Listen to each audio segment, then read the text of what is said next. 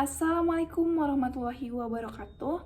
Saya Kurniaka Putri dari Fakultas Kedokteran Prodi Pendidikan Dokter dengan NPM 221801148. Di sini saya akan membuat resume tentang PKKMB dari hari pertama hingga hari keempat.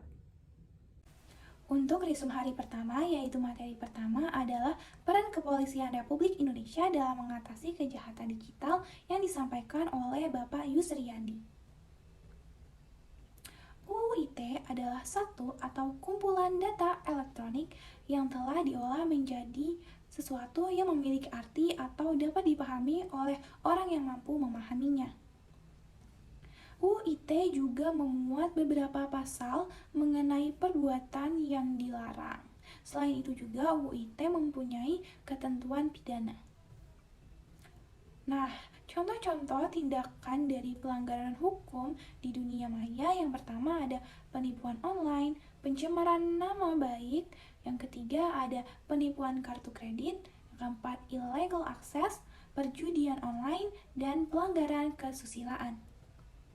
Materi kedua pada hari pertama yaitu pengembangan karakter mahasiswa sebagai intelektual dan anti kekerasan. Materi ini disampaikan oleh Dr. Sutesya. Jadi, bullying adalah suatu tindakan fisik ataupun non-fisik yang dapat melukai diri seseorang. Nah, generasi muda menurut Undang-Undang Kepemudaan adalah seseorang yang berumur 16-30 tahun. Tetapi menurut beliau generasi muda adalah pelajar dan mahasiswa yang berusia 16-30 tahun. Sebagai generasi muda, kita memiliki beberapa tanggung jawab. Nah, tanggung jawab itu yang pertama adalah mempertahankan dan memelihara kesatuan bangsa. Yang kedua, mengembangkan kepribadian yang sehat dan tangguh. Yang ketiga, berkemampuan berpikir analisis. Materi yang ketiga pada hari pertama adalah pengembangan karakter mahasiswa yang disampaikan oleh Profesor Said Akil. Nah, menurut beliau, Indonesia bukanlah negara agama, tapi setiap rakyatnya wajib untuk beragama. Menurut beliau, jika kita sebagai manusia ingin menjaga persatuan Indonesia, kita harus menjadi agamais dan nasionalis, karena dua hal tersebut tidak bisa dipisahkan. Nah, beliau berkata, silakan menuntut ilmu sampai ke Amerika, ke Eropa, ke Timur Tengah, dan ke negara lainnya. Tetapi jangan bawa budayanya. Kita cukup membawa ilmunya saja. Nah, untuk materi di hari kedua, yang pertama adalah materi tentang Merdeka Belajar atau Kampus Merdeka yang disampaikan oleh Profesor Heriandi. Nah, pada materi ini ada visi Indonesia adalah berdaulat, maju, adil, dan makmur. Lalu ada indikator profil pelajar Pancasila. Yang pertama, bernalar kritis, kemandirian, kreatif, gotong royong, kebinekaan global, dan berakhlak mulia. Materi selanjutnya pada hari kedua yaitu kesadaran lingkungan hidup, manajemen risiko, dan kampus sehat. Materi ini disampaikan oleh Profesor Asep. Nah, pada materi ini ada beberapa yang dijelaskan, yaitu ada prinsip pengelolaan 3R. Yang pertama ada reduce. Apa sih reduce? Jadi reduce adalah mengurangi penggunaan produk yang nantinya berpotensi menjadi sampah.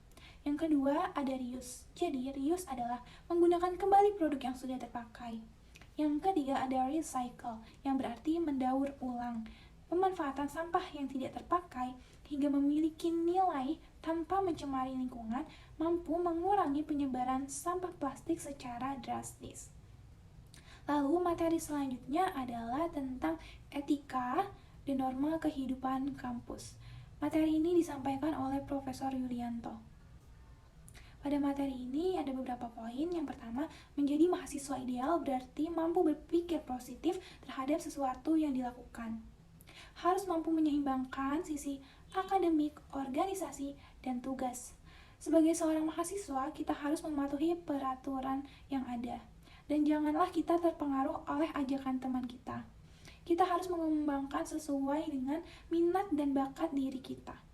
Materi selanjutnya adalah perguruan tinggi di era revolusi industri 4.0, dan kehidupan kampus pada masa pandemi. Materi ini disampaikan oleh Profesor Hartono. Pada materi ini ada beberapa poin. Yang pertama, Universitas Lampung itu mempunyai digital connectivity, integrated application, dan lain-lain. Lalu selama pembelajaran COVID-19 itu pembelajaran bertransformasi ke ruang virtual. Selanjutnya, materi pada hari ketiga. Materi pertama yaitu disampaikan oleh Profesor Wulan Sekar dengan tema pembelajaran di era 4.0 dan plagiarism. Jadi ada poin-poin. Yang pertama, ciri-ciri disrupsi teknologi 4.0 ditandai dengan pergeseran fundamental aktivitas masyarakat dari aktivitas yang nyata perlahan berubah menjadi aktivitas yang maya. Diawali dengan cepatnya teknologi yang memudahkan manusia, beratnya kemajuan teknologi ini melahirkan revolusi 4.0.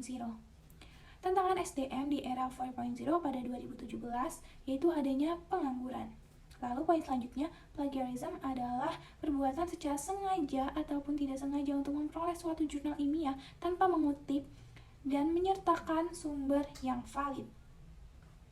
Materi selanjutnya yaitu disampaikan oleh Dr. Rahmi dengan tema sistem perkuliahan dan pembimbing akademik.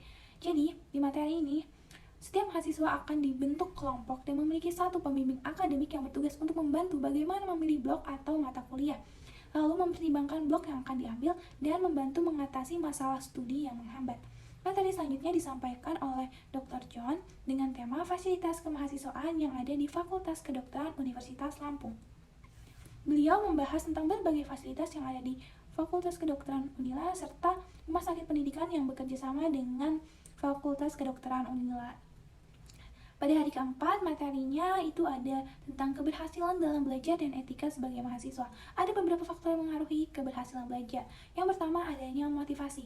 Jadi, motivasi itu ada yang dari dalam diri kita ataupun ada yang dari luar diri kita. Yang kedua, kurikulum. Yang ketiga, skills mahasiswa. Yang keempat, fasilitas. Yang kelima, sistem penilaian. Yang keenam, strategi belajar. Yang ketujuh, bakat. Yang kedelapan, dukungan orang tua. 9, dosen.